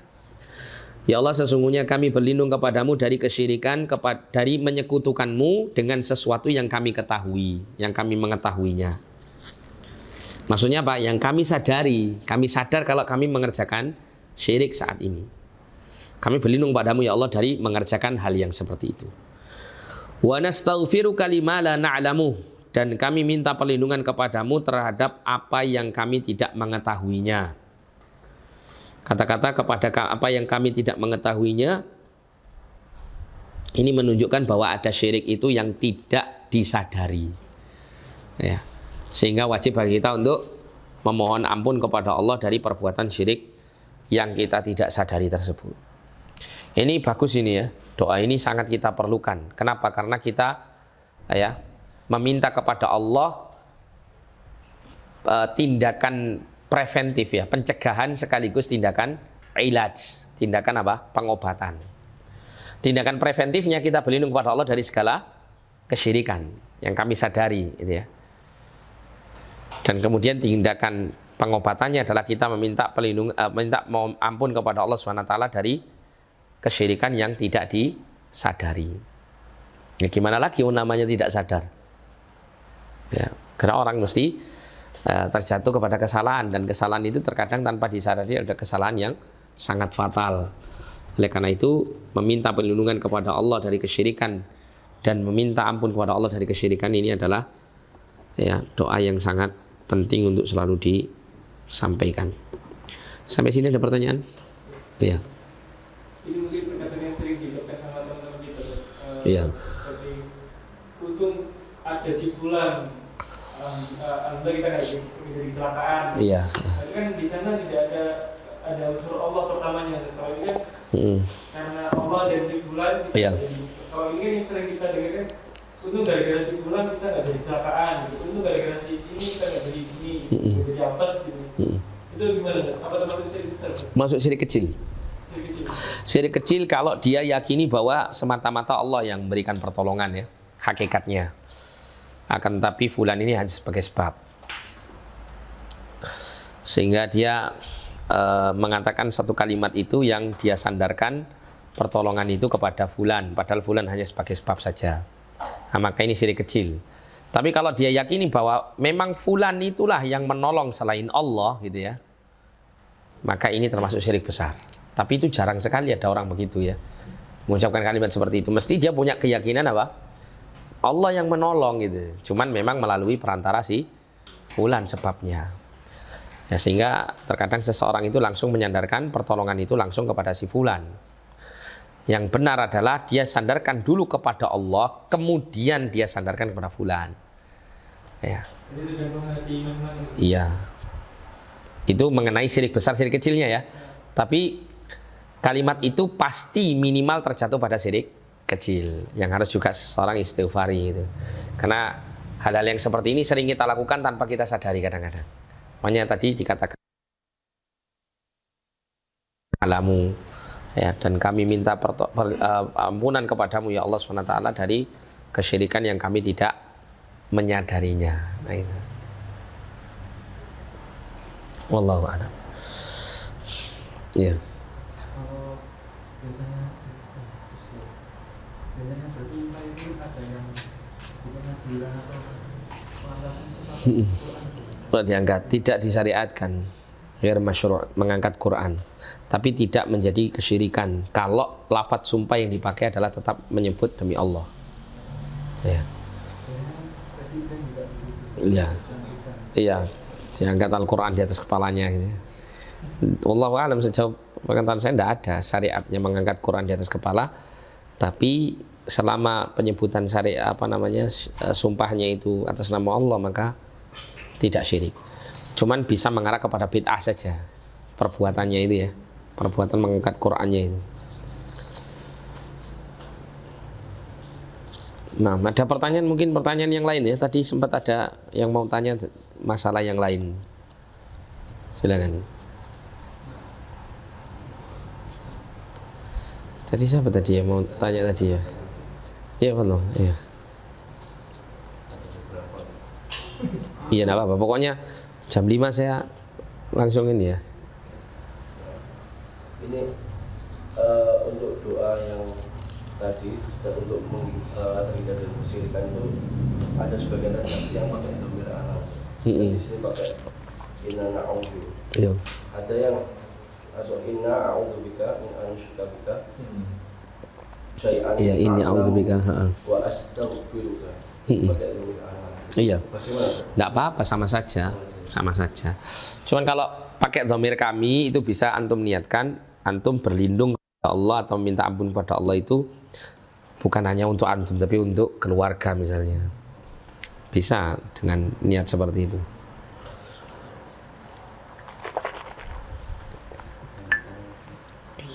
Loh, tadi beberapa tadi, satu. Ada yang lain. Enggak. Antum tanya lagi enggak? Terus itu kan berkaitan dengan syirku an-niyati. Iya, syirku niat. Dikatakan bahwasanya jika melakukan sebuah kesyirikan ketika niatnya itu tidak karena Allah tapi karena dunia. Dan bagaimana dengan ada nas-nas yang kemudian ketika kita melakukan suatu amal ibadah kemudian balasan itu sifat duniawi. Contoh kayak surat An-Nur itu kan. Itu kan kita diminta untuk diperintah untuk beristighfar. Terus kemudian balasannya itu Iya. buat sama tidak rora itu kan. Iya. Yang diturunkan hujan terus diberikan anak. Dan itu balasannya gimana? Itu bagaimana sikap kita dengan nas-nas seperti itu? Iya. Surah Nuh ya, bukan An-Nuh ya. Nuh. Surat Nuh. Nah, sudah pertanyaannya itu ya. Iya. Iya, benar. Jangan banyak-banyak tanyanya. Pak lupa saya nanti kalau banyak tanya. Iya, bagaimana dengan kita mendapati dalil-dalil itu banyak memotivasi kita untuk melakukan amal soleh itu dengan balasan kebaikan di dunia. Jadi begini, masalah niat itu, semua amal itu wajib kita niatkan, amal-amal syariat ya, itu wajib kita niatkan untuk menggapai ridha Allah dan mendapatkan balasan di sisi Allah Subhanahu wa taala. Itu yang pertama, dan itu menjadi niat yang pokok dalam semua ibadah. Ya, niat yang pokok dalam semua ibadah. Nah, sedangkan kemudian kalau ada dalil-dalil secara khusus misalnya menyebutkan bahwa amal tertentu itu fadilahnya untuk kehidupan dunia adalah demikian dan demikian, maka boleh seseorang itu meniatkan atau mengharapkan untuk mendapatkan pahala-pahala kebaikan di dunianya tersebut ya, dengan tidak meniadakan apa? Niat pokoknya, yaitu beribadah itu untuk menggapai keridhaan Allah SWT. Jadi niat itu hanya menjadi pengikut untuk niat yang besar, yaitu niat utamanya tadi untuk beribadahnya kepada Allah. Tapi kalau itu saja yang dijadikan niat, misalnya aku silaturahim, apa niatmu? Lillah, ndak, pengen supaya dikasih kekayaan sama Allah. Nah, ini tidak diperbolehkan dan ini masuk kategori ayat tadi. Sehingga ayat itu tidak bertentangan satu dengan yang lain. Ya. Sehingga tetap boleh seseorang itu punya niat atau motivasi untuk mendapatkan kebaikan dunianya selama niat pokok dalam beribadah itu tetap lillahi ta'ala, karena Allah SWT, karena menjalankan perintah, karena sebagai hamba Allah kita beribadah kepada Allah gitu ya. Dan kemudian mengharap pahala di akhirat, kemudian diharapkan juga mendapat fadilah yang dijanjikan oleh Allah untuk kebaikan di dunianya. Tetap harus begitu. Harus begitu. Wallahu a'lam bishawab. Iya.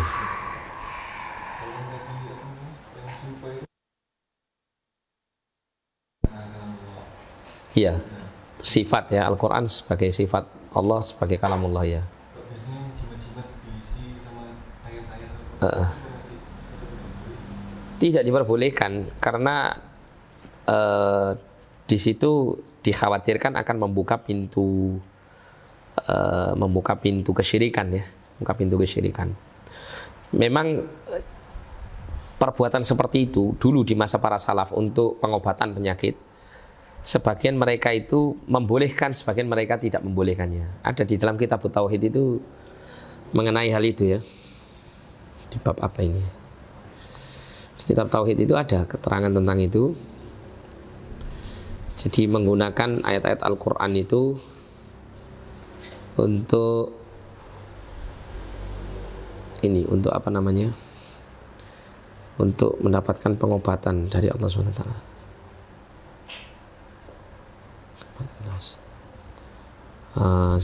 Di mana ya? 15 Allah. Oh ini mengenai sihir. Nah ini mengenai sihir. Ah ini dia. Sebentar ya. Macam-macam sihir 25, 26, 27. Nusrah ini ya. Ah ini.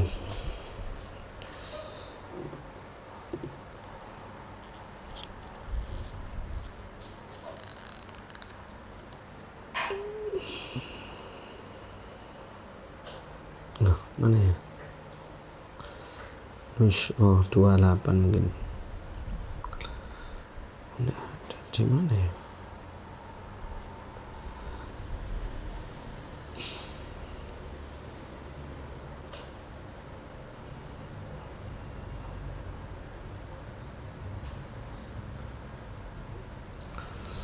Bentar ya. Oh, sih 24, 25. Oh ini loh ya Allah. Ya Fatih Rajib. Oh di bab ini sih Tamimah sih. Jimat-jimat sih. Enggak 19. Enggak 20 21 22. Oh ya di sini 30. Oh di atas berarti.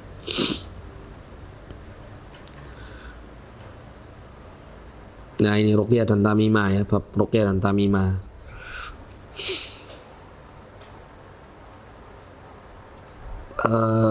Ini tamimah adalah sesuatu yang dikalungkan di leher anak-anak untuk menangkal dan menolak penyakit ain. Jika yang dikalungkan itu berasal dari ayat-ayat Al-Quran, sebagian ulama salaf memberikan keringanan dalam hal ini, dan sebagian yang lain tidak memperbolehkan dan melarangnya.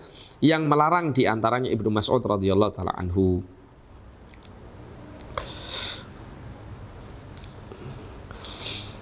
Tamimah dari ayat Al-Quran dan hadis lebih baik ditinggalkan karena tidak ada dasarnya dari syariat. Bahkan hadis yang melarangnya bersifat umum, tidak seperti halnya ruqyah. Ada hadis lain yang membolehkan. Di samping itu apabila dibiarkan atau diperbolehkan akan membuka peluang untuk menggunakan tamimah yang haram. Jadi yang lebih rajih, lebih kuat adalah pendapat yang mengharamkannya atau melarangnya. Kenapa? Yang pertama ya, pada asalnya ya, Al-Quran itu bukan untuk yang dimanfaatkan itu bukan tulisannya, tapi kalimat dari Al-Quran itu yang dibaca oleh seseorang, itu yang memberikan manfaat. Makanya Nabi itu memerintahkan ketika seseorang itu untuk meruqyah itu boleh meruqyah dengan apa? Membaca beberapa ayat Al-Quran. Karena apa? Karena pengaruhnya itu dirasakan dari bacaan, bukan dari tulisan. Nah begitu. Nah kemudian yang kedua, dengan adanya tamimah yang sifatnya tulisan Al-Quran atau hadis Nabi ini ditinggalkan, itu akan membuat pintu untuk menuju kepada jimat-jimat yang diharamkan itu akan tertutup. Karena kalau misalnya hal ini dibolehkan atau dibuka pintunya boleh gitu, maka nanti banyak orang akan menulis tulisan-tulisan Arab yang tidak kita ketahui ya asal usulnya, kemudian dijadikan sebagai sebab untuk mendapat perlindungan dari Allah, jadi jimat tadi. Nah, seperti itu.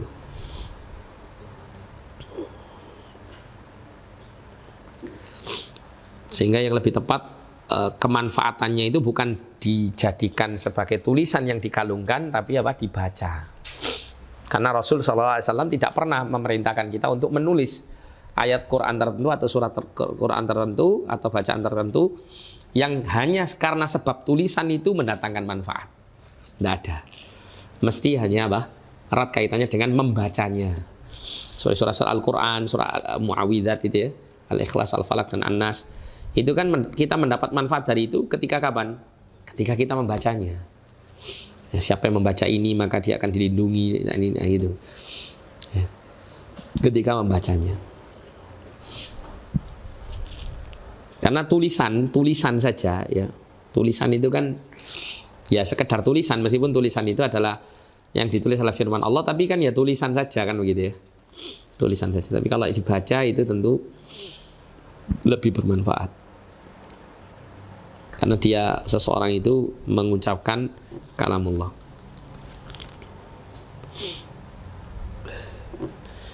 Nah, ada pertanyaan yang lain?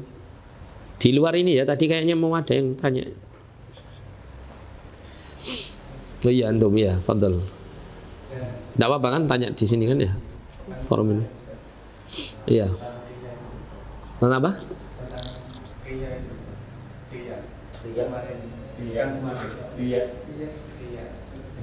Oh riya, iya. Jadi gini Ustaz. Iya. Melakukan suatu amalan gitu. Iya. Sebenarnya ikhlas karena Allah Ta'ala. Namun Iya. tanpa kita sadari kita itu dilihat sama sahib kita Ustaz. Lalu sahib kita menceritakan kepada orang lain. Nah, orang lain ini langsung memuji kita. Di hadapan orang lain. Bagaimana sikap kita ya? Agar tidak terjadi perasaan Tidak timbul perasaan riya.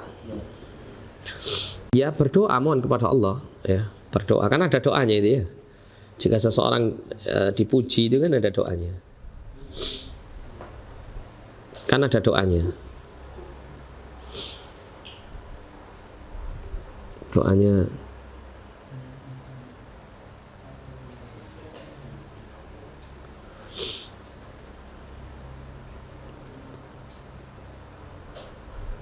sebentar ya.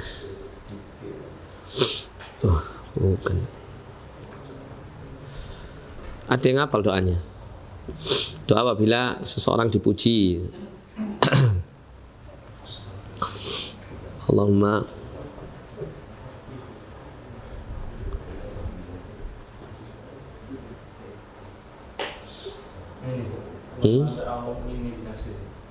ya, nah, terus kan panjang itu ya. Lanjutannya.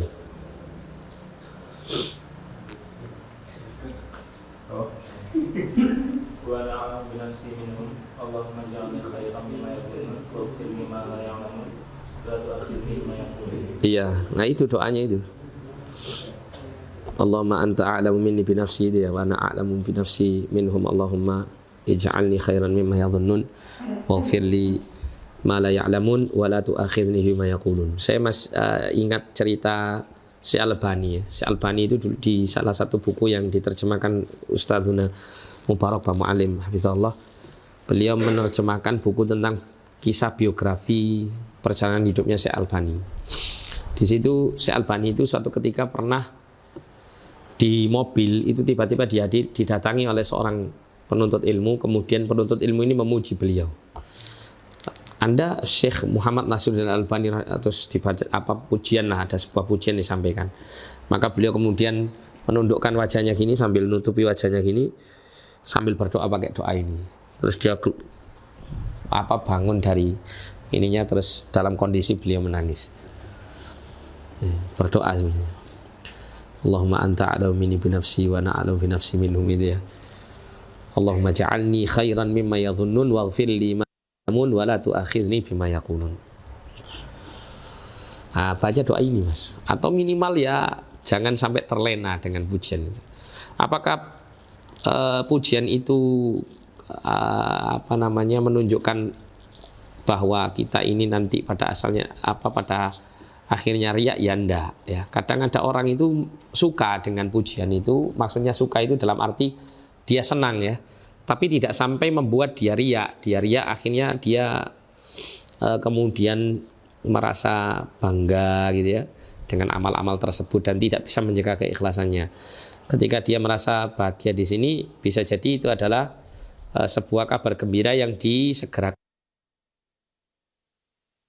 melakukan kebaikan apapun.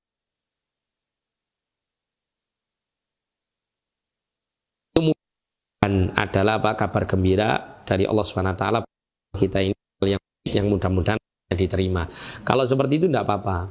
Tapi kalau misalnya bahagia, senang terus akhirnya memotivasi dia untuk melakukan kebaikan yang berikutnya dengan niat dan tujuan supaya dapat pujian lagi, nah ini bahaya. Ya, dan itu juga halus dalam mempengaruhi niat dan hati itu halus sekali. Antara gembira karena ini bisa jadi merupakan pujian dari kabar gembira dari Allah Subhanahu wa taala ya, atau sebagai pujian yang melenakan, itu biasanya enggak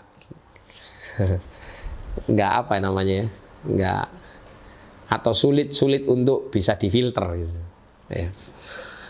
Karena bisa jadi kita mungkin maksudnya ini, tapi kok ternyata yang ini yang mendominasi. Kadang kita nggak merasa. Nah merasanya itu kapan? Ketika kita melakukan kebaikan yang sama atau kebaikan yang lebih baik misalnya ya, di kemudian hari.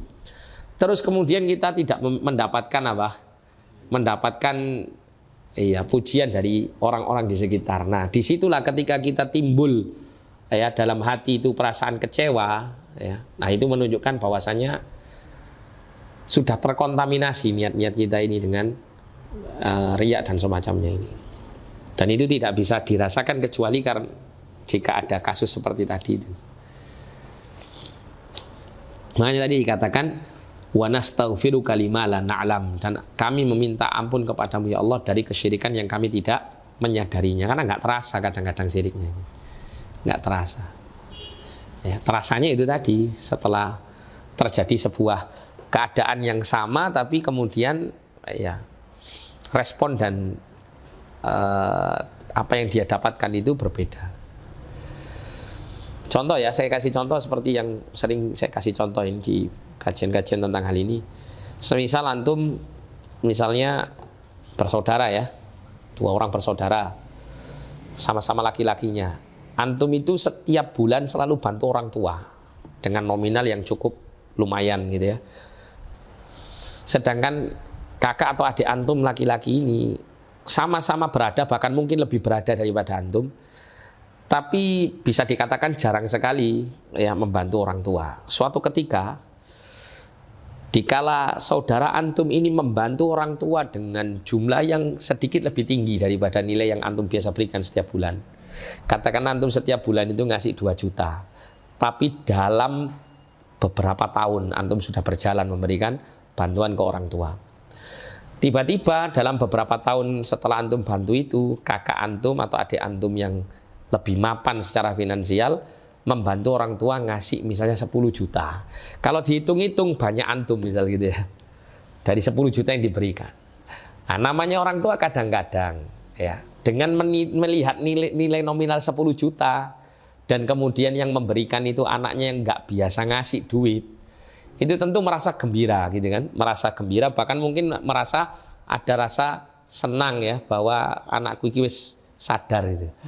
Ya, ternyata dia punya orang tua yang butuh bantuan gitu. Akhirnya dibanggakan ke kita misalnya. Gitu, Mas, alhamdulillah ya, isok ngei ibu 10 juta.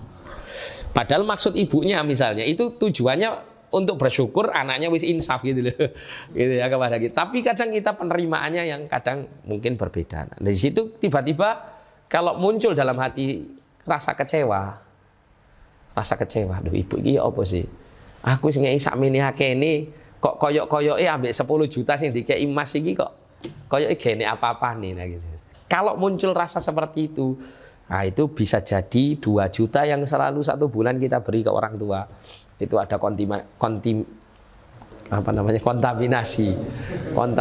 apa? Riyaknya atau tidak ikhlasnya. Atau yang lebih beratnya misal gini, antum sering bantu teman. Antum bantu teman ini, kebutuhannya antum penuhi dan seterusnya. Suatu ketika teman antum ini ya mengisukan tentang kondisi antum yang tidak baik.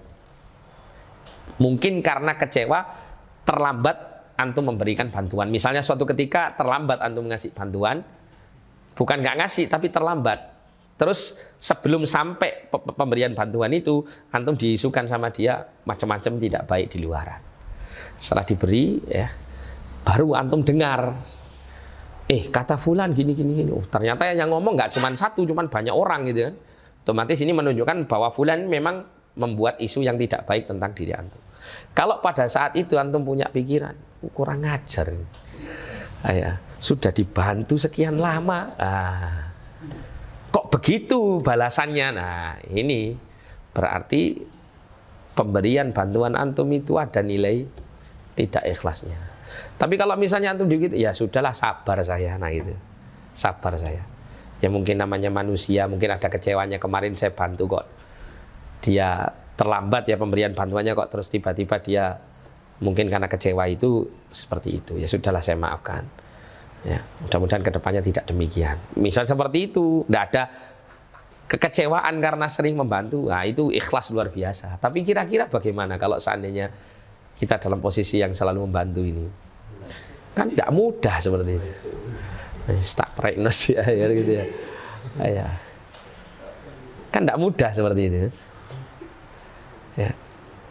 Kecuali kalau begini, saya ingin ngasih pelajaran buat dia, tapi tidak ada dalam hati itu merasa gerundel kecewa kepada fulan ini karena dia telah membalas kebaikannya dengan keburukan. Enggak, tapi dia hanya ingin memberikan pelajaran supaya dia jera misal gitu ya. Tapi ini niatnya betul-betul lurus seperti itu, bukan niat karena memang kecewa dengan si fulan ini karena bantuan yang kita berikan kok dibalas dengan yang tidak baik. Itu lain cerita, seperti yang terjadi antara Abu Bakar dengan Misto itu. Misto yang merupakan sepupunya Abu Bakar yang setiap sering dia dibantu oleh Abu Bakar mengenai kebutuhannya. Ternyata Misto ini ketika terjadi hadithul ifki itu isu yang tidak baik terhadap Ummul Mukminin itu diceritakan ikut menyebarkan isu gitu. Nah, setelah diketahui bahwa Misto juga ikut-ikutan, maka Abu Bakar ingin memberikan pelajaran untuk tidak memberikan apa yang biasa diberikan kepada Misto. Tapi kemudian Allah turunkan ayat untuk tetap memberikan kembali gitu. Untuk memberikan maaf kepada Misto ini agar supaya Allah memberikan maaf kepadamu kan gitu. Tapi ini nggak kaitannya dengan keikhlasan. Abu Bakar tetap ikhlas itu. Cuman hanya memberikan pelajaran. Nah, cuman ini nggak mudah gitu ya. Nah, ternyata balasannya seperti ini loh. Kata-kata balasan berarti ada pamrih gitu kan. Ada pamrih. Nah, itu juga akan mengurangi kadar keikhlasan. Kira-kira berat atau berat? Berat. Makanya orang dulu itu mengatakan orang itu akan sampai pada derajat ikhlas jika dia sadar bahwa dirinya tidak akan pernah bisa ikhlas. Ya.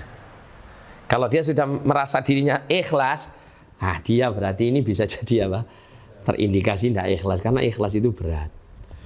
Ya, hati itu berbolak-balik. Ya. Jam 5 lebih. Kita tutup ya. Subhanakallahumma wa bihamdika asyhadu an la ilaha illa anta astaghfiruka wa atubu ilaik. Assalamualaikum warahmatullahi wabarakatuh.